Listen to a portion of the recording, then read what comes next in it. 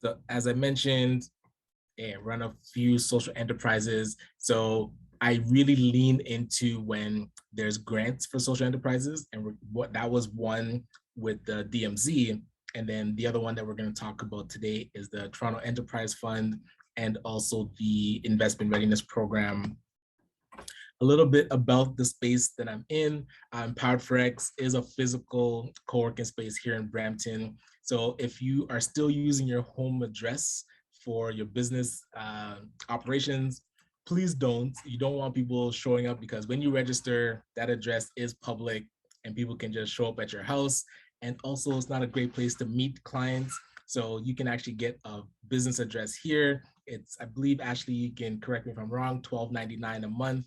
And we do have multiple locations. So if you're in Ottawa, if you're in Hamilton, if you're in Brampton, there's one in Scarborough, and we're continuing to grow it.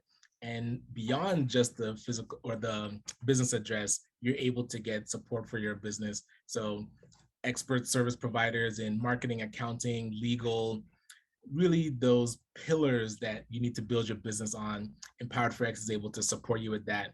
And of course, getting funding through grants like the info sessions that we're doing today. So really quick, always love to give a shout out to our partners, and there's actually logos missing from this that I gotta update it. It's so packed. Hopefully they don't mind if I make them smaller so I can fit everybody in. But partners such as Alterna Savings, the Sheridan Edge program, which is the entrepreneurship discovery and growth engine, Dream Legacy Foundation that also has a Black tech focus support through the DMZ, where it's called the Black Innovation Fellowship. And now they also have BKR Capital, which invests into Black tech companies. So if you know somebody working on a tech startup, definitely connect through Dream Legacy Foundation. Calabash, that is a cooperative of expert service providers in our community. So if there's things that you need to do for your business to fine tune it, whether that's helping with your business plan or impact measurement, accounting consultants, that's a good place to look for people in their directory. And one thing I'll note is the Investment Readiness Program is designed to use the funding that you're getting to bring in expert service providers. So we want to see more service providers being used from the Black community. Since money is coming in, we don't want it to just filter out right away. We should be buying and using vendors from our community, so that way the dollar continues to circulate. But Calabash, when I met with Christopher Trotman, we noticed that the Investment Readiness Program, and there's a company called InnoWeave that had a directory of expert service providers that you could use. And out of the 110, there was only 3 Black service providers or consultants that you could pick from. And I was one of them, and Christopher was one of them. So literally less than 1% was from the Black community. So millions and millions of dollars are flowing and being spent on consultants and service providers. And really the selection, there wasn't even a broad selection of us. So if you offer services, please reach out and connect with Calabash, because this money that I'm talking about that businesses are about to get, they have to spend it somewhere. So be in the flow of money. Aside from that, so SETC, the social economy through social inclusion, they really keep us connected with what's happening at different levels of government. That's how we became aware of the Social Finance Fund, which I'm going to talk about, which is how they created the Investment Readiness Program. And ZSC, they're helping with our business development. The Toronto Community Benefits Network, who has been a supporter from day one. Shout out to Rosemary Powell and her crew. And One Full Circle, who we work with closely in Montreal. They've built out a network to support entrepreneurs of Francophone and Anglophone. So being able to really extend what ACBN does into Quebec, and vice versa, extend what they do here in Ontario. So really quickly, I mentioned earlier, we started ACBN. I was seeing a gap, entrepreneurs that graduated our program, because we run a youth entrepreneurship program with Detailing Nights, didn't have a Black business Black focused business organization to support them. So we brought entrepreneurs together, said, could we create this for our community? Thus, ACBN was born, being able to sit down one-on-one with entrepreneurs, figure out what stage they're in, and then help them create a strategy. So to date, we're getting close to 5,000 business owners in our database that we've engaged with, whether they come to info sessions like this, or they've been to in-person events like our symposium, or it's virtual now, but it's gonna switch back to in-person this upcoming February. And also we're seeing that 74% of them are female entrepreneurs. And in our database, about 91% are the business founder and CEO. And this November is our 5th year anniversary. So we're thinking of something interesting to do to celebrate that. So stay tuned. Most likely it will be an event here in Brampton, because we started in Brampton. And I'm hoping to get the initial venue that we had our first ever meeting, which was the the chalet at the Chinguacousy, Chinguacousy Park. So stay tuned for that. But yeah, we're gonna celebrate 5 years. And over those 5 years, what I'm most proud of is us being able to partner with 40 plus other Black focused business organizations. As I mentioned, when we started 5 years ago, there weren't many. So being able to now say there's at least 40 that have the same mandate. And we've been able to now extend our reach to over 20,000 Black entrepreneurs across Canada and into Africa and also into the Caribbean. So all that to say, I'm a big believer in entrepreneurship as the great equalizer for economic inclusion. Convening allows us to really share a lot of the information and share learning, so that that fourth pillar, access to funding, becomes easier. And when I say it becomes easier, over the last 5 years, we've been able to raise funds from different avenues, whether it's pitch competitions, city grants, provincial grants, federal grants, and even corporate donations. You really want to lean into all types of income and revenue, whether you're running a business or running a nonprofit. So I like to just kind of show the different areas. And actually, I should organize it to show which are pitch competitions, which is city. I'll do that for the next presentation. But you'll see a grant as low as $500 up to 1.3 million and everything in between. These are the types of grants that we weren't able to get because we are amazing grant writers. The reason that we're able to get these grants is because we are, and I would say I am very persistent, and anything that I find, I don't consider myself a grant writer. I actually do consider myself a grant hunter. Anything that's out there that the government deems is for the business I run or the organization I run or the community that I'm in, we need to be able to put pressure on them and apply and make them tell us no. And if they do tell us no, we have to ask why, so that we can strengthen our application going forward. And because I'm very persistent, I'm more proud of, again, of helping other organizations get funding. I usually talk about Rescue Youth International because they hadn't been proficient in raising grant funding. We were able to introduce them to the investment readiness program in the first round, and they were successful in getting $30,000 to start their own social enterprise, which was a food truck that connected well into their culinary program that they're already running. And now that food truck is able to provide employment for the youth graduating the culinary program and provide revenue and profits for the nonprofit, so that they can do the great work that they already do in the community. And again, on the flip side, Custodia, a for-profit social enterprise, was able to get 100,000, and New Life project that we were able to introduce to the Supporting Black Communities Initiative, and they were able to get 21,000. So a snippet of some of the funding that we're able to support businesses and organizations to get. But again, we are here for you. We are going to be doing the grant writing blueprint in future sessions. Today is more of an overview to allow you to understand these current grants that are open. What does it take to apply? What does the grant look like, so that you can start getting more comfortable? And when the application opens, I'm hoping majority of what you're going to submit will be done, because you're going to get some templates. But yeah, the grant writing blueprint is what I call your document that tells your story. A lot of what you're gonna write in a grant is asked of you in multiple grants. So once you get one really solid grant done, that becomes your blueprint that you can now go after other grants a lot easier. And actually, I'll save the business benefits finder for another day because I know time is running. So I want to make sure that there's enough time to really dig deep into these two grants that are open. The first one I will talk about is the Toronto Enterprise Fund.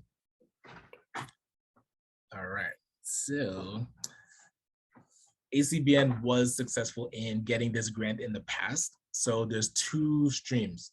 The first stream is the Catalyze New ESEs, which stands for Employment Social Enterprises. So beyond just being a social enterprise that supports the community, you do have to be employing from a segment of the population that has trouble getting employment.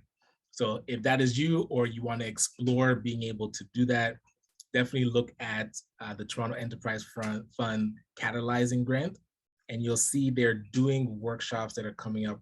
The first one's Wednesday, August the 10th. So you can understand, and you'll see their timeline here. So what is an employment social enterprise? So you'll be able to understand that. And then, what am I going to do with that? So put it there. Thank you very much. All right. Yeah, so if you want to get kind of a deeper dive into what an employment social enterprise is, and also what the flow looks like for applying and what the process will be, I would say register, and I'll put this link into the chat so that you can pull it up as I am talking. And be present for that webinar. Again, because if you're new to the concept of social enterprise, they've done a really good job of explaining like how to become a social enterprise. There's no legal registration that you have to do to become a social enterprise. It's really a shift in how you're operating your business or your organization. If you are a nonprofit, and then typically you're going after grants and fundraising and donations, if you create your own income generating activity, now you're operating as a social enterprise. If you're a for-profit business and typically you're just only generating revenue from products or services, when you start to layer on positive community operations and positive impact, now you're running your business as a social enterprise. So with that shift, it opens you up to these types of grants. So if you're already doing that, don't make sure not to miss it. All right, and so how do we apply for grants and it's hard to get funding in the UK? That is a great question, Mohammed, because I would love to do more research. And it's interesting that you say it's hard to get funding in the UK, because a lot more grants for social enterprises here in Canada, we're actually modeling a lot that's been happening in Europe. So I can connect with you, and hold on. Let me put my contact info in the chat so that we can connect, and I can share with you some of the research that we did about social enterprises and the support that happens in Europe. And somebody asked, can you put the previous slide to that one? Oh, Minerva, did you want to unmute? What was that question? You're asking about the slide? Just the previous, that one. Okay, yeah. I just wanted to see that one. No worries. And if you wanted to scan the QR code, it actually will download the full presentation for you. So you're able to get it for yourself. Because that way, all the links, you'll have all the links. Thank you. No worries. All right. So yes, the link there to register for the Toronto Enterprise Fund info session, that really starts the process. And I would attend that if you're interested in that grant. You get up to $10,000 to complete your feasibility study and your business plan.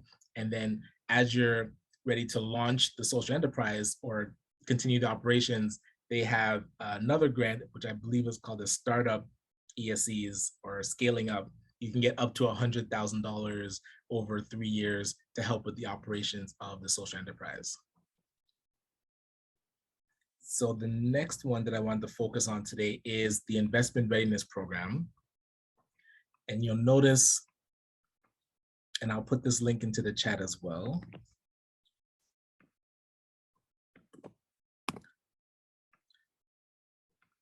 So the announcement that came out last week, Monday, was that the Investment Readiness Program has been renewed. So initially, the first round, you're able to get between 10,000 up to 100,000. And this program was created because the federal government created the Social Finance Fund, which was an $800 million pool of funds to invest into social enterprises. And now what they found was that a lot of social enterprises weren't ready to take on that type of investment of hundreds of thousands, even millions of dollars. So they carved out $50 million from that pool of funds and created a grant program called the Investment Readiness Program. So the IRP is designed to get social enterprises money and their grants that are, you don't have to repay, non-repayable, to prepare you to get bigger investment.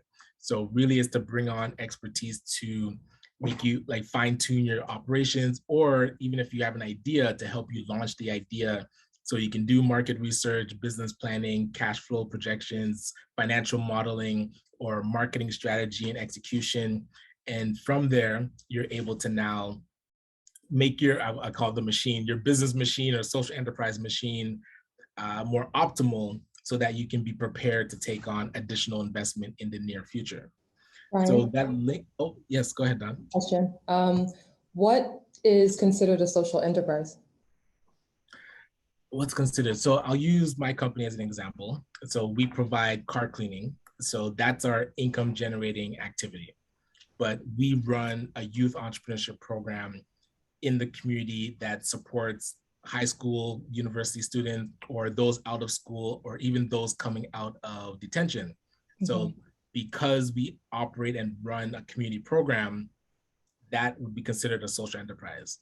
Okay. On the other side, if you're a nonprofit already and you're just going after grants and fundraising, and then you create, let's say a nonprofit created a car cleaning business, that nonprofit would be a social enterprise for the nonprofit. Okay, sounds good. Thank you. No worries. All right. And so, yeah, that link that I put for the irp-ppi.ca, fill out this mini questionnaire, because this will allow you to get onto their mailing list. So when the actual application is open, so the thing that they sent out to the newsletter participants was just the announcement that is being renewed. So the Community Foundations of Canada is going to be the governing body to disperse the funds again. And I do believe there's now a Black intermediary. The Foundation for Black Communities was selected. I have to see how much funds they're going to be dispersing, but there might be two, so that there's multiple places to apply to. But what I wanted to show you was what the actual application questions look like. So I will actually put this into the chat so you'll have it. Let me see, how do I get the link here?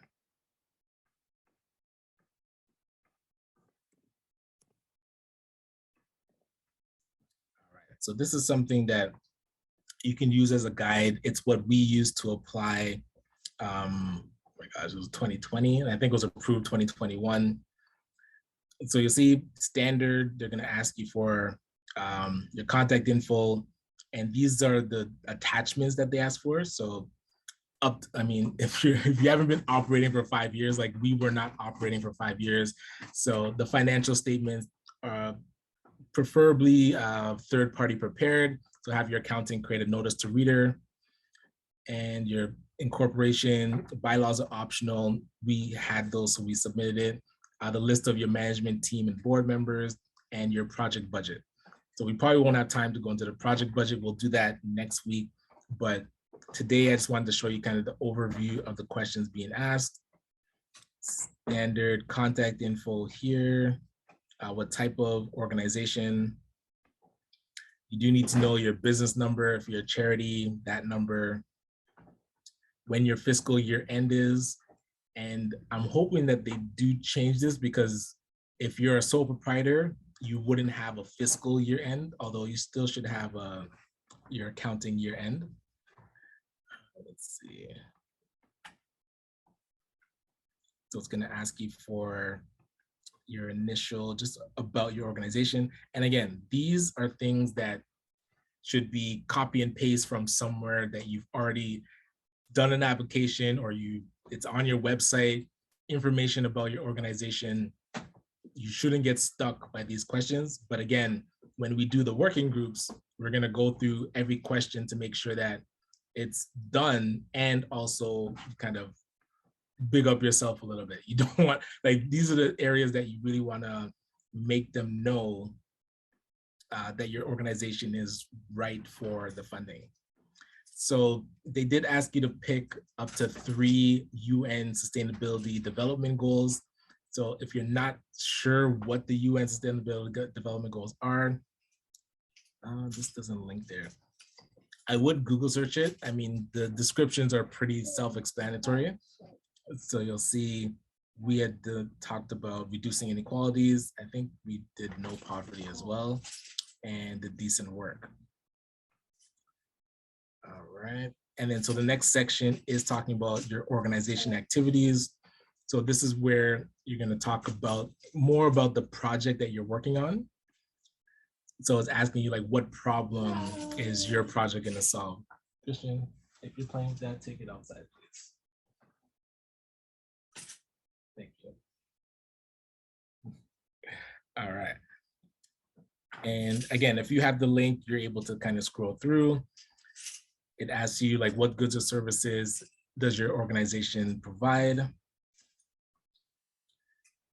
It does ask you, how will it generate revenue from this sale? So you'll notice it's asking about the social purpose organization. So it gets a little confusing because typically that's like the nonprofit that is starting a social enterprise. So the language for a for-profit company, you might get thrown off. We're like, well, am I a social purpose organization? So you have to look at it as it's asking, how does your business generate revenue? And the other one where it's asking, what goods or services will it deliver? So those two questions are very similar. So just talk about who that target audience is, and also what you do to generate revenue. So as we're going through, so it does ask you for your past revenues. So if it's an idea that you're thinking of, don't worry, just put 0 and 0, because at the time we just had an idea for a social enterprise, so there wasn't any, I would say, background track record for revenue. And it'll ask you, how will you use the profits to support the community? So this is where, if you're a for-profit company, you have to explain the profits that you make from that for-profit. How is it now going to support the community in a positive way?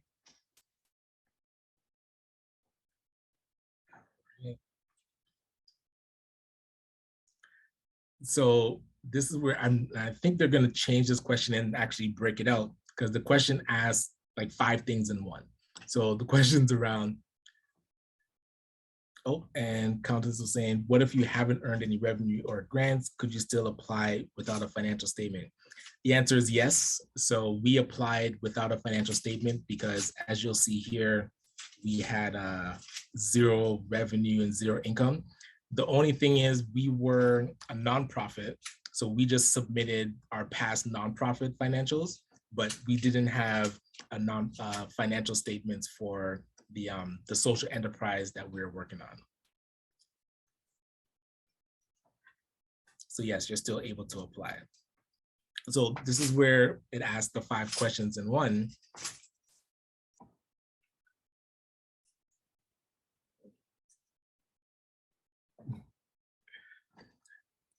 And thank you. All right, so what is the projected growth of the organization? And this is where it's pretty much organization slash,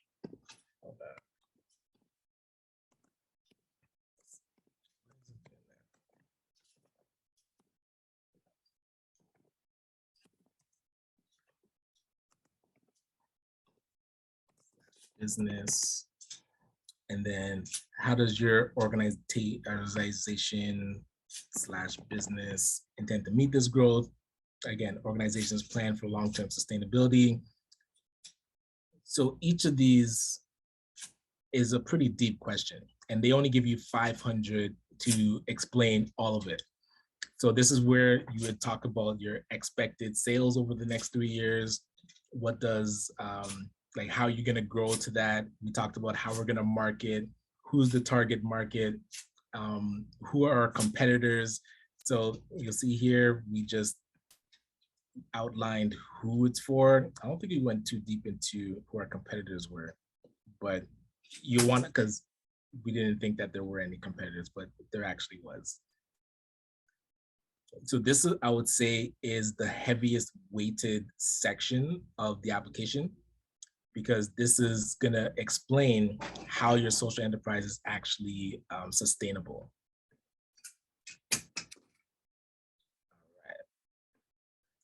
Now, this was an area that really tripped up a lot of business owners, because it would ask, what's your approach to procurement? So now, for example, if you're getting $100,000, they want to know, what is your process to actually disperse those funds? So we had it like, if it's over 25,000, there needs to be, I think, 3 quotes, and 2 of the 4 board members have to sign off.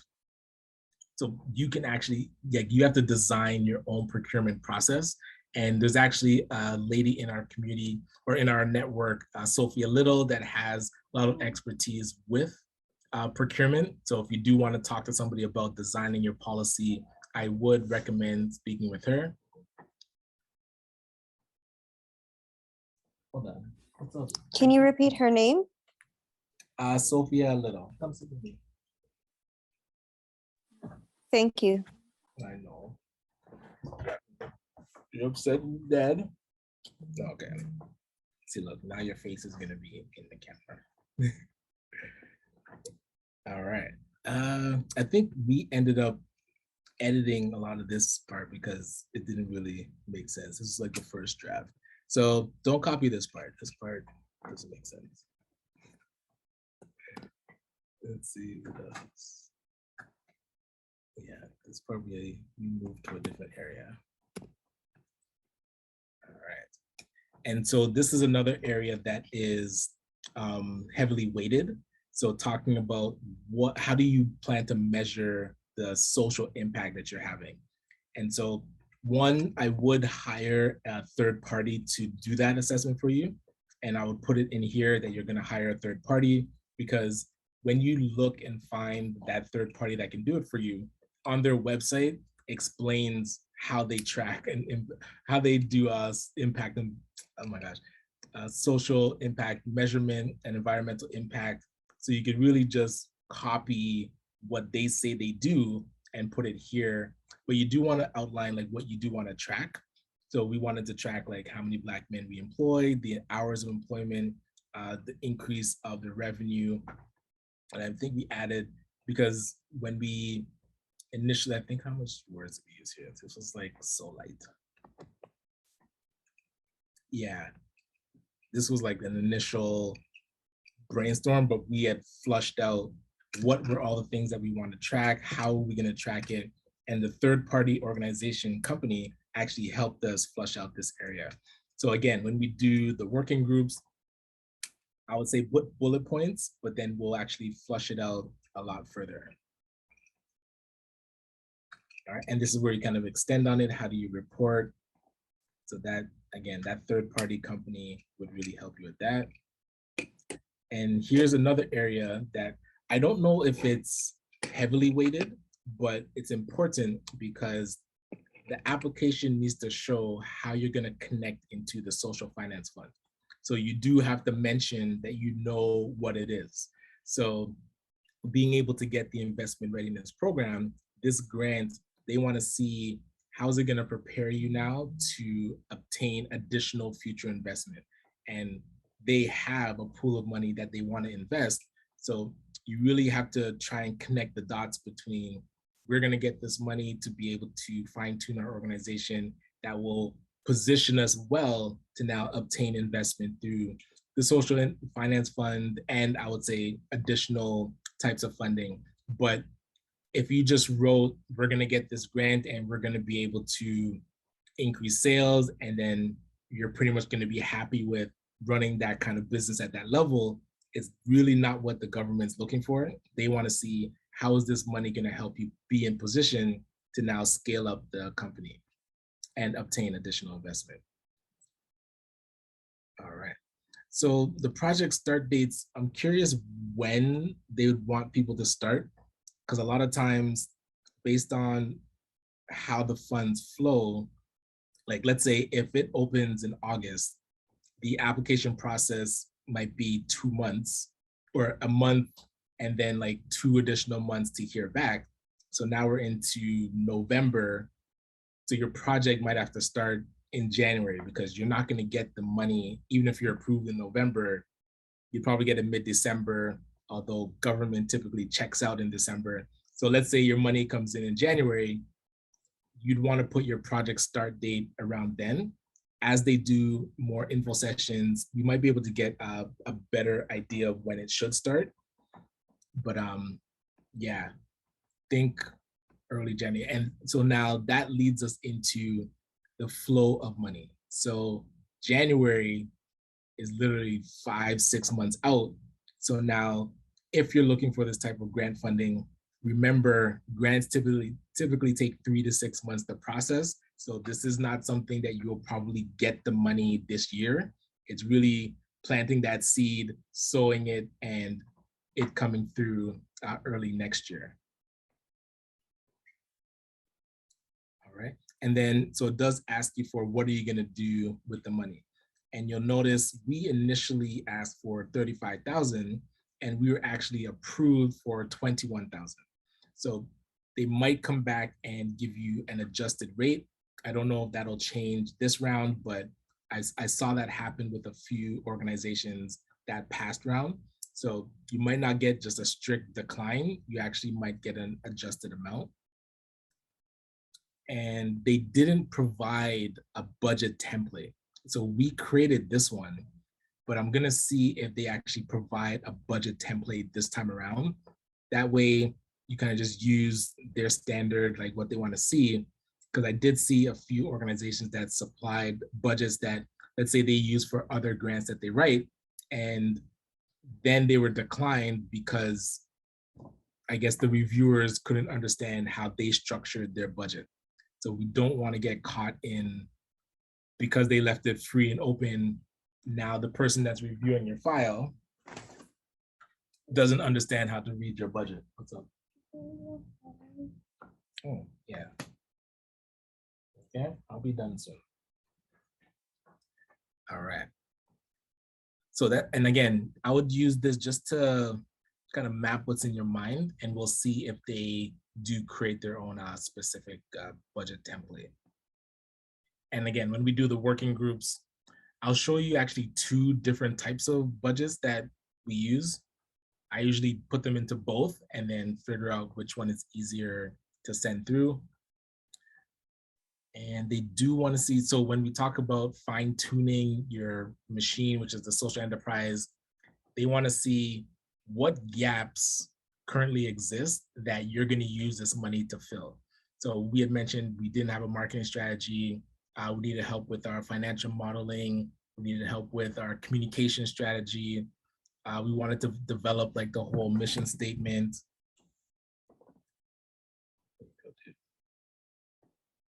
Make sure it's turned on, okay? And when we initially got feedback, first, I didn't quite understand that they're asking for, I thought they just wanted to know what we were spending the money on. So we put like, I think feasibility study and business plan, but what they really want to see is where are the expertise gaps? So based on the team that you currently have, what are you missing that you're going to bring in support for? So it's not just to say you want to create a marketing plan, it's we see a gap in our current expertise that nobody is a marketing expert. So we want to bring in that expertise to help flush out that strategy. And let's see. So yeah, I talked about kind of different ways that we are going to promote.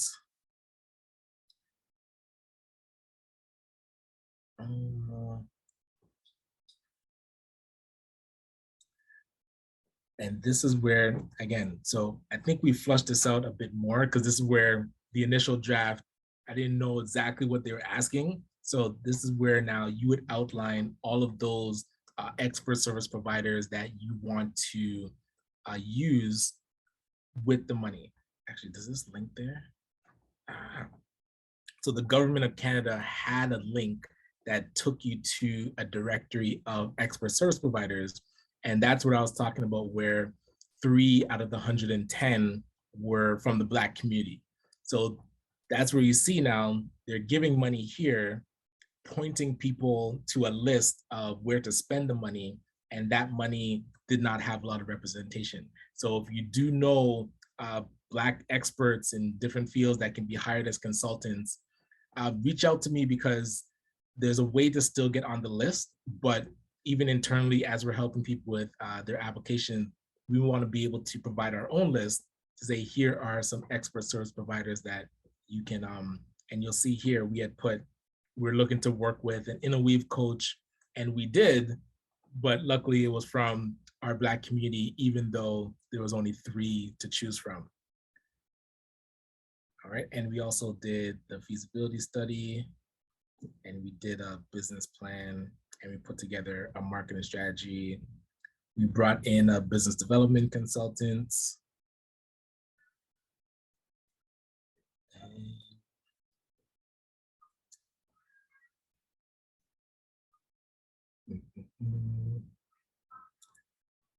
All right, and then, yeah, outlining.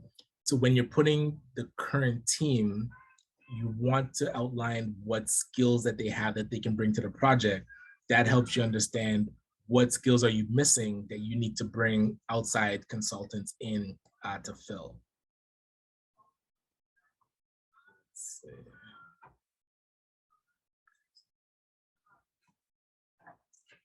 How do you believe this project for it is? Yes, so this is where now it asks you the question again, how are you going to use this project in order to prepare yourself, or how are you going to use this grant money in order to prepare yourself for the next level of investment readiness? Well, the Social Finance Fund would be able to support you with investment.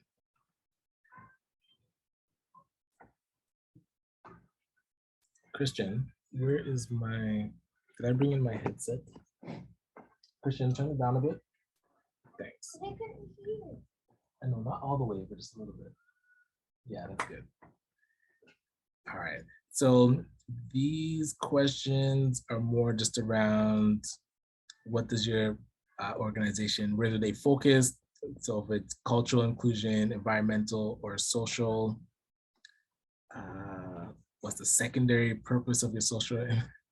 So again, if you're a business, you probably wouldn't have like multiple layers to your social enterprise. If you do, again, because again, you wouldn't have a parent organization. You're probably not doing training and workforce integration. But if you are, like if you're working with youth, you just click here. But yeah, you might not have a secondary one. Where you're focused, how broad is your reach? So is it local, regional, national, or international? And then usually it just asks you to attest that this is all true. Yes. Okay. So I know that was a lot to digest. You are able to kind of peruse through it as you like, but this was just to kind of give you an overview on what questions you should start to ask of yourself. The full application might look different, but it wouldn't be much different than what you saw there, especially since it's going to be through the same intermediary, which is the Community Foundations of Canada. And when we do our working groups, we're going to really chunk it out. So we're going to talk about what do we call it? The contact information and your business story or the organization story, really fine tuning your work plan and what you're going to do with the money, focusing on the budget and how to structure and ask for the right amount of money and what you're going to do with the money, and then really putting it all together and applying, getting your application in. So that's 4 working groups. The first one, we're going to set a date for it, but right now we're just trying to get the information out. So stay tuned for that. And let me open it up for questions. And I'm curious to see who is interested in applying for this grant.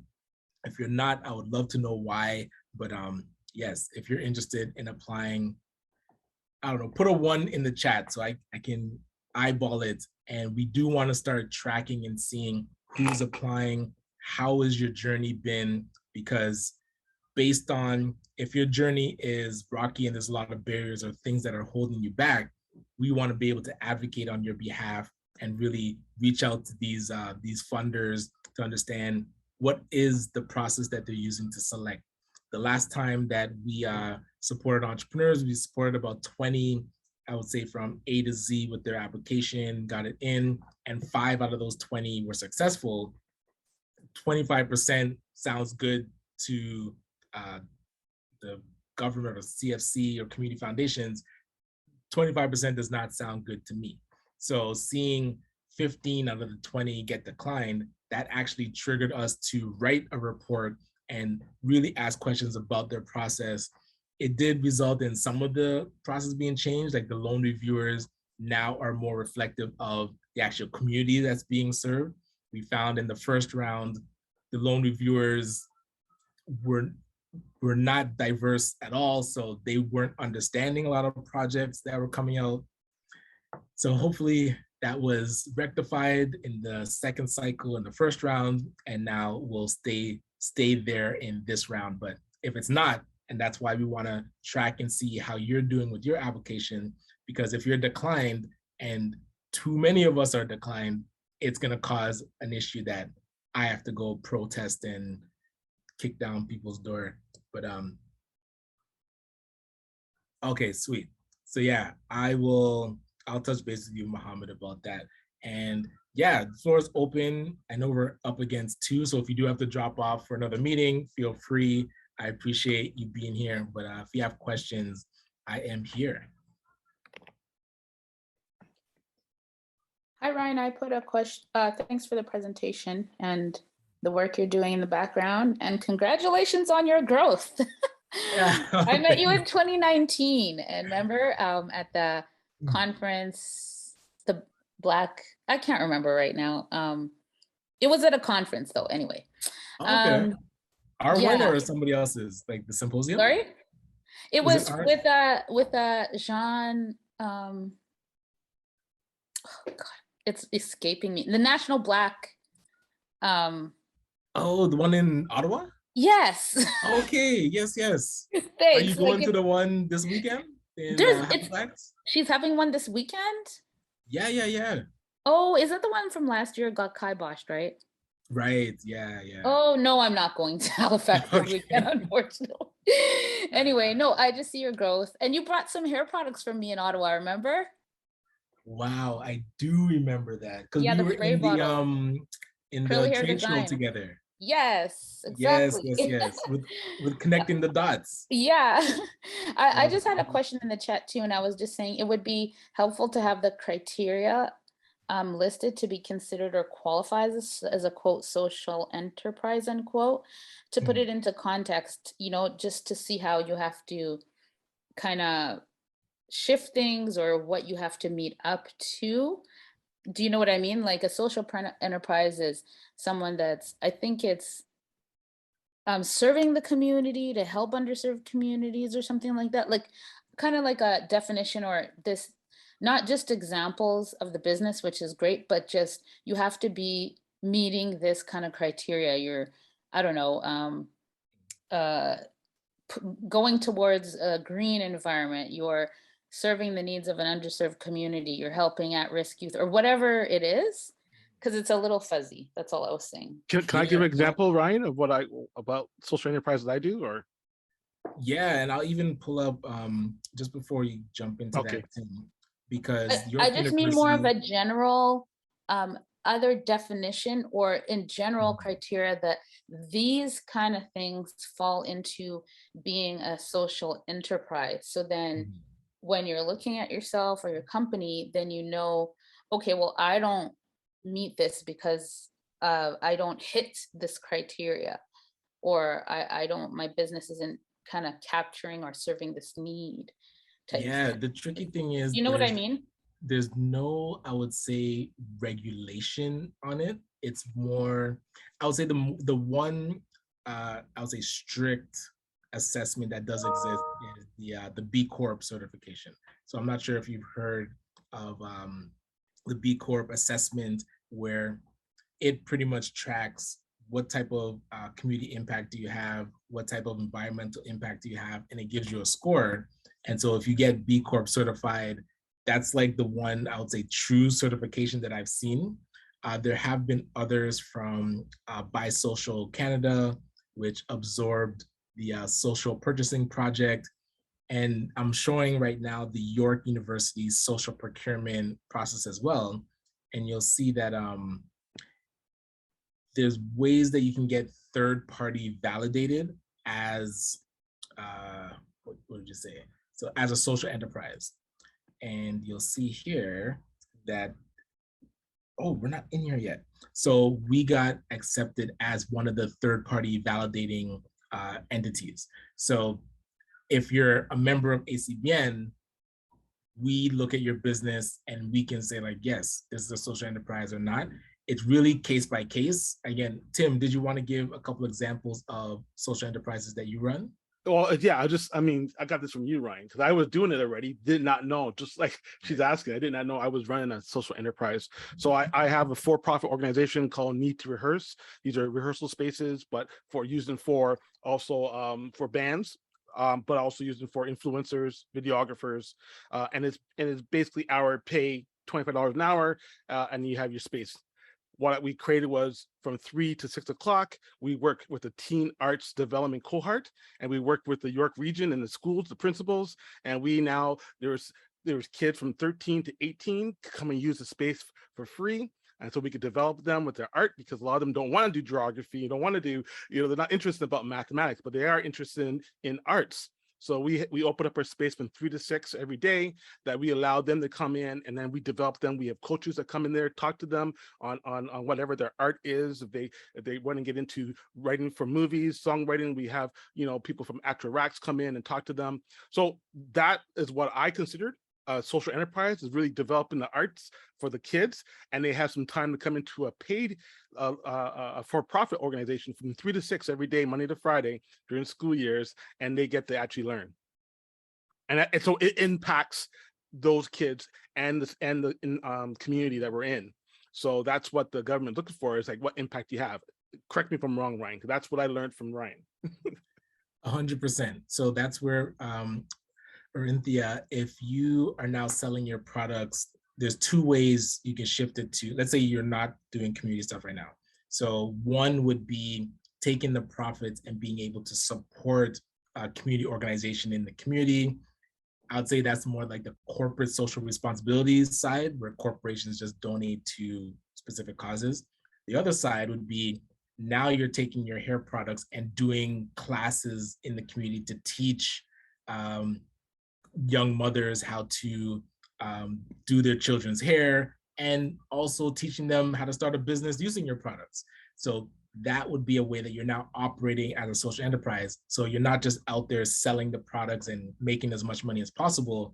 You're actually positively impacting the community by giving back your time, teaching what you know, allowing them to now empower themselves through your learnings. So that would be a couple examples where you can just kind of donate profits or run programs in the community based on your business.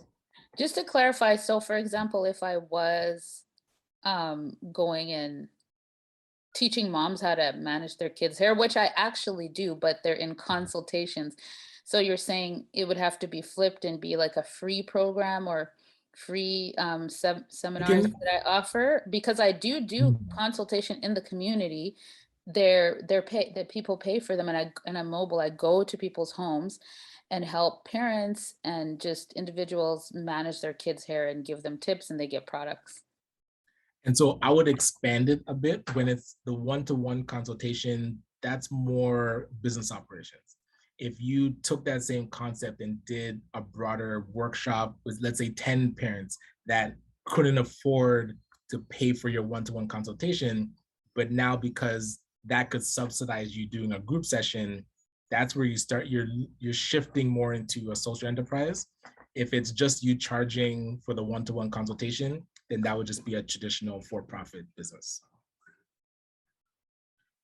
Okay, thanks. My pleasure. And again, if anybody does have to drop off, feel free.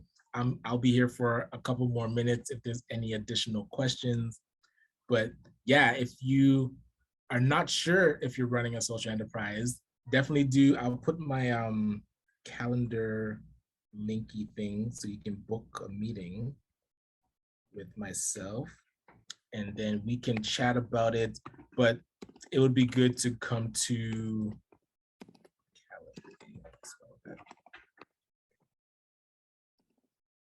/ACPN. All right, so yeah, you can book time there, and yeah, I mean, get ready for the working groups. When those times and days are available, we're gonna put that out, and that's really where we're gonna be working on your actual application. So we're gonna pick the date after the application opens. The Community Foundations of Canada, I have not seen them open the applications just yet. So the Wednesday sessions will be just the info session. So next week, we'll do more of an overview of 2 weeks from now, we'll do more of an overview of what's available. But as soon as this one is live, I want to see as many Black-focused businesses and nonprofits apply, because we want to put pressure on them. That's $50 million that they're dispersing. Actually, I think they're in charge of about 30 million of it. Last time, only 110 Black-focused entities applied out of 1,200. And I know of 5 personally that got it. There might have been 10.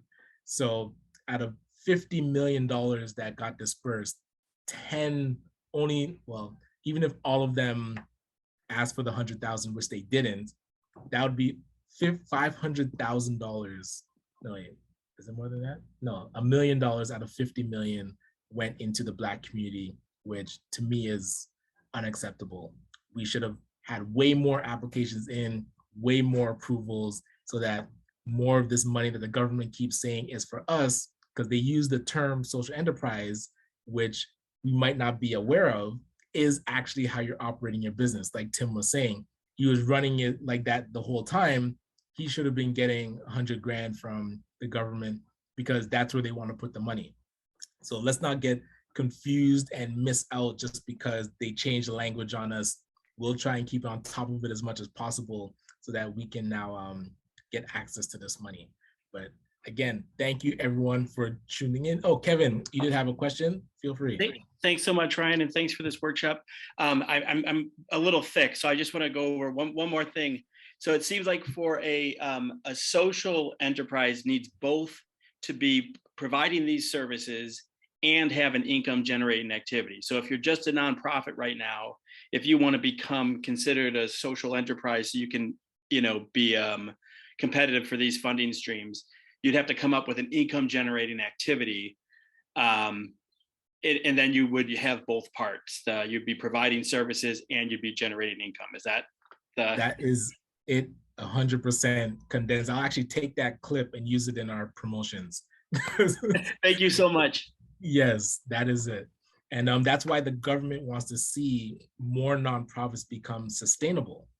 Just the traditional asking for money and always having to come back isn't really working. So again, social enterprise is one option, but there's various divisions to how we support nonprofits. But yeah, the social enterprise, you nailed it. All right. Yeah, was there, and somebody had put into the chat that they do bookkeeping. So I didn't catch the name though. So that's what I'm talking about. If you provide services that businesses can use, please reach out so that we can include you in the vendor list. Because when a person puts that they're doing their financials into their line item, that line item could be for you. We could hire you to do the bookkeeping because we're getting money and we have to outline how we're using that money, and financial stewardship is part of that. So 100%, please do. I think it was Countess. Yeah. So, and anybody else that does services, I always talk about we have to position ourselves in front of the flow of money. The government is about to flow $50 million and people need to use that money to pay for things. If you have those things that people can pay for, really it can boost your business. And actually you can earn more than if you just got the $10,000 or $100,000 grant by providing services to multiple companies and nonprofits that are getting these funding and have to spend it somewhere. Why not it be with you? And yes, Graham, I believe, Ashley, we are recording, so that'll go out to all the participants. Yes. All right. Hey, again, I always appreciate your presence. It means a lot to me, even though, hey, I'm with the kiddos, but I really feel like this information is important. So thank you for taking the time to hear it. And let's put pressure. Don't hear about this grant and then not apply, because you could be part of the story that your journey helps us really, one, get more of these grants created, because I find this is the only really for-profit grant that I've seen. We can actually use this to put a lot of pressure on the government to say, this is needed. 50 million is not appropriate. This should just be legacy funded, and any social enterprises that are running their business, if they go through the right channels, should get funded. That's where we should get to, but right now we have a limited funds. So let's keep pushing. Let's get our applications in and put some pressure on them. Oh, do you have a question, Minerva? You're on mute though. Okay, now I am so sorry. I was having breakfast, but part of your presentation, I couldn't wait until longer to have breakfast. It's already late over here, so I'm sorry. I have a quick question. It may not fit in what your presentation is, but whatever you say will be helpful. I am in higher education and I am in business and healthcare. I know that healthcare includes a lot of stuff because it's a big field. And who knows if it may be even part of social enterprise that you guys are talking about. But I was wondering though, if you know, or if you can direct me to websites or any place where there's some kind of grants available for my school, you know, because I don't own a business, I represent my school. So basically will be under the name. Okay, and then it would be the school that's applying for funding and you work with the school? Yes, it will be me, you know, writing the grant. So I was wondering if you know about any grant opportunities, you know, to do more research in terms of elderly care or some kind of healthcare issues. Gotcha. And because I am a researcher, that will fit very well with what I do. Yeah, I've seen the next session that we do, I usually pull up the Ontario grant writing portal or the grant portal, which I've seen has grants that are specific to that. And we're always on the search. So definitely connect with me and I'll see if we can do a deeper dive. But yes, there is funding that I've seen for that space. Oh, that's wonderful. I will send you an email. I already signed up for the one of social enterprise that you sent this morning. I already signed up. Excellent. But I'm also from Puerto Rico, and I know that sometimes there are even grants specifically. I am not in Puerto Rico right now, but knowing the culture and everything, like, you know, African issues and things like that, sometimes there's some kind of grants available that we don't even know. So right, and especially international grants, we typically miss it and don't tap in. So that's so true. I will send you an email. Thank you so much. I really enjoyed your presentation. Oh, thanks, Minerva. And thank you for being here. This means a lot. All right. Yeah, if there's no final questions, we can wrap up there, and we'll see you. Please book a meeting if you do want to chat, but if anything, we'll see you at the next info session. All right, have a good one.